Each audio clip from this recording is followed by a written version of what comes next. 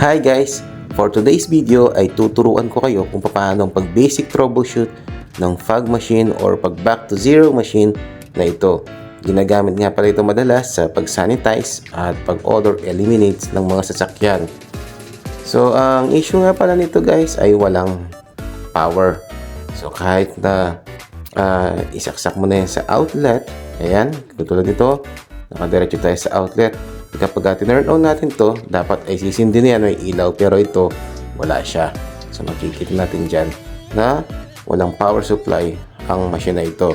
Ang una natin gagawin ay mag-visual inspection muna tayo dito sa board kung merong mga nasunog or mga pumutok na capacitor.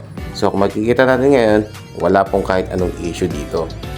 Pagkatapos po ng ating visual inspection at ma-confirm natin na wala namang pumutok na capacitor o mga nasunog na component sa board, ang susunod mo nating itetest ay ito, ang kanyang main switch at itong kanyang power cord. Sa pagtetest po niyan ay gagamit tayo nitong digital multimeter tester at isiset ko po yan sa buzzer. At ito po ang una natin tetestingin ay yung kanyang power cord gamit ang ating digital multimeter tester. So sa pag-test po niyan, ito po, iset lang po natin dito sa isang terminal. At pagkatapos yung isang terminal na po ay dito sa kabila.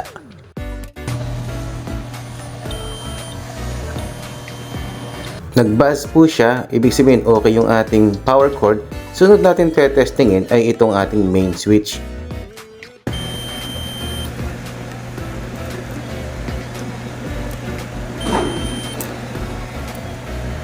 Okay po yung ating left side. Dito na po tayo sa right side magte-test ng ating main switch. Okay din po ang right side ng ating main switch. After po nating pa-test okay ang ating main switch, ang susunod po natin titingnan o check ay yung ating fuse dito po sa loob ng ating power switch. Dito po kung saan isinasaksak yung ating power cord. At makikita po ninyo, nasa loob po yung fuse niyan. Bubuksan ko po yan para makita natin yung fuse sa loob. Yan. Ayan po, makikita natin at talaga palang nasunog yung pumutok yung fuse niya. Kaya wala na pong power supply ang ating fog machine. At kung bakit po pumutok yung ating fuse, dahil nagkaroon po ng problem itong lumang main switch. At pinalatan lamang po natin ng bago yan. At ayan po yung kulay green, bago na po yan. Ito na po yung lumang fuse natin na pumutok at ito naman po yung bago na ipapalit po natin. Ilalagay po natin itong bagong fuse dito sa kanyang pinaka case. Yan. Then install po natin ulit dito sa ating fog machine. Yan.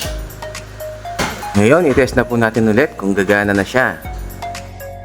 Switch on. Ayun, may power na po mga kaibigan. So ayan, gumagana na po siya ulit at yun po yung ating pwedeng gawin na basic troubleshooting sa mga scenario na katulad po nito na walang power supply ang inyong mga fog machine. Maraming salamat po sa inyong panonood at God bless all po. Bye bye!